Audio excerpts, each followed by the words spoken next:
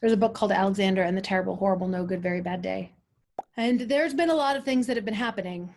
And a lot of times I get sad and angry at the government and the way in which it's being run and laws and things. And these are people that we have elected to come in and do work. So today, that's what we're going to talk about. We're going to talk about what's it like to work for the people. Kirsten's Agenda is the name of my show. It's a way to make art and learn stuff and grow. There will be lots of segments and maybe some guests. 10 minutes of deep breath, that is my quest. If while we're here, then our insides expand to be more compassionate to our fellow man and woman and person. And remember, the truth is that kindness is cool. Have sex with my feelings and being cruel. Because our power, it lies in our minds and our hearts. Opening up is a really good place to start. Kirsten's Agenda.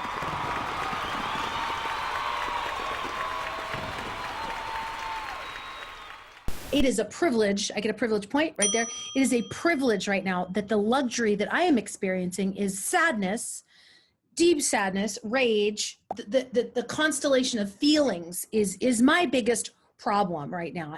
I'm not on a day-to-day way affected by things. I do believe that those of us that are in that position, we're the ones that got a lot of work to do, because there are other people that are, there are people that are watching this right now that have all of those insecurities, and it's gonna take a lot more out of you to call your congressman. Last week we talked about lady bossing. If you're chronologically watching the show, it was about being a lady boss, and this idea that, like, you know, you are the boss of yourself. I am my own little community of self, right? And then out in the country we live in, we also have that. If we extend this out to the government, this is my internal, who I pay attention to and who's the boss. Out there, your representative, they work for you. We can move all the way up the chain. They all work for us. Okay, so whatever state you live in right now, whatever country you live in, those people work for you. And this is something we forget. I forget that as a rule follower, you know, follow directions of people and things and police officers and stuff like that, you know, like, I get it. But they work for us. Government officials have to behave. We have to call them and tell them, I agree with this, I disagree with this. These are things that are important.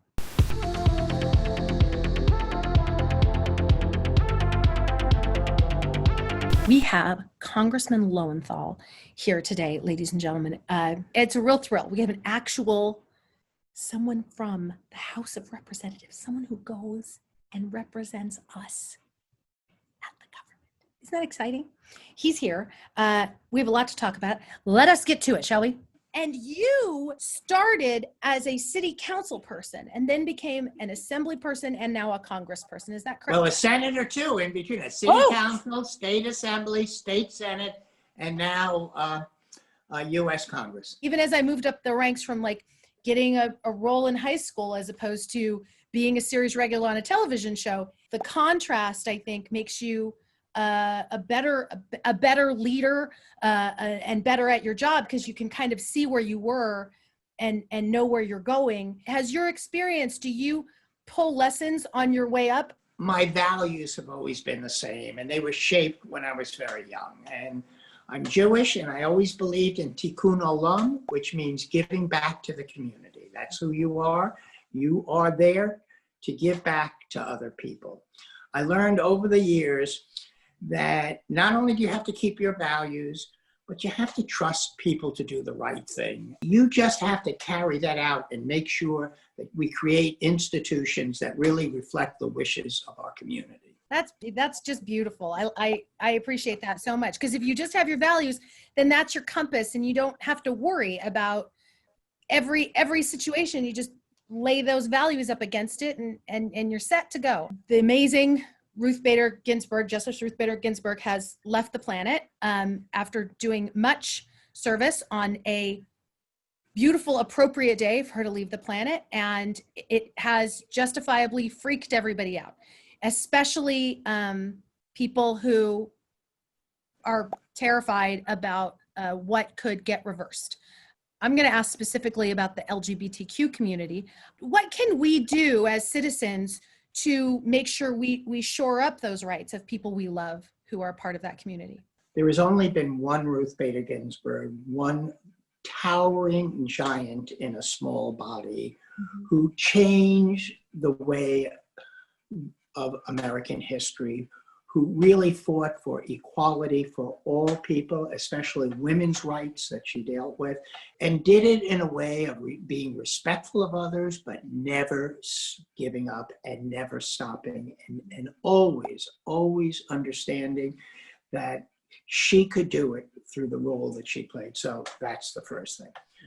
I think that one of the things that we can do is to recognize that at any given moment, all of our rights are always in jeopardy unless we're not just given these as a gift. It is our role in this generation to protect what we had. Up until now, when dealing for LGBT rights, we did it piecemeal because that was, you've got to crawl before you walk. So that we did it against discrimination in the military or discrimination in housing. The Equality Act said LGBTQ rights are total for all issues. It's part of the Civil Rights Act. And no matter what it is, whether it's elections, whether it's voting, whether it's housing, whether it's employment, they're covered. We passed that bill out of the House of Representatives, David Cicilline being the chief author, and the Equality Caucus leading the way on that. And that's sitting over in the Senate. So the first thing we've got to do is to get the Senate to vote on this issue, because the Senate now has a history of not wanting to vote on what they call controversial. I think it's basic human rights. This is not controversial. And so I think that's really where we are. And I think if we've learned anything from Ruth Bader Ginsburg, it's that this is not a sprint. This is a marathon, and our whole life has to be committed to equality and moving forward.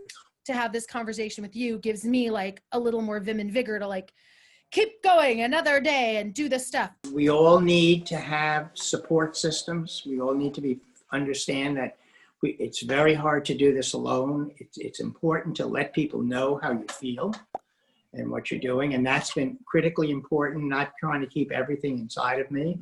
When I got my doctorate, it was in child psychology. And I always believed that our children and our grandchildren don't have a seat at the table. Everybody else, we have these powerful interests in the country, moneyed interests and other interests. But I'm going to be one of the people, and not just simply me, who is going to reflect those who aren't even born yet, are not at the table. They need to be listened to.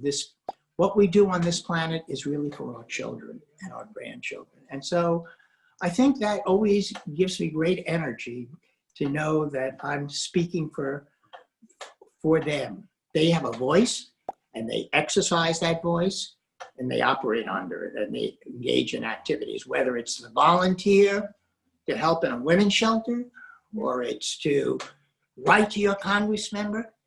You've got a responsibility to give back to that society. And that's what makes this thing work, not just the elected officials. It's that people exercise that responsibility that they have to help others and to give back to the society.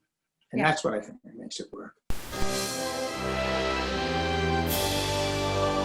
This is a song for your internal anarchist.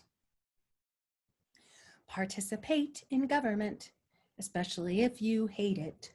A belligerent constituent who engages it with their congressperson is 10,000 times better than some guy who posts memes.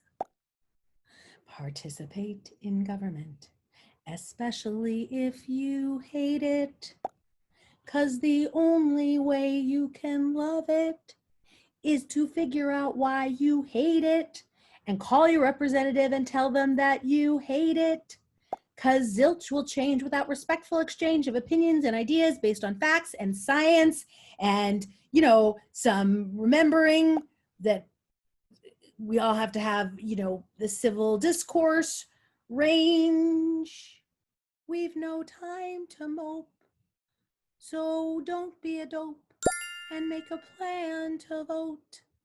And don't you for 1 second give up any of your hope and participate in government, especially if you hate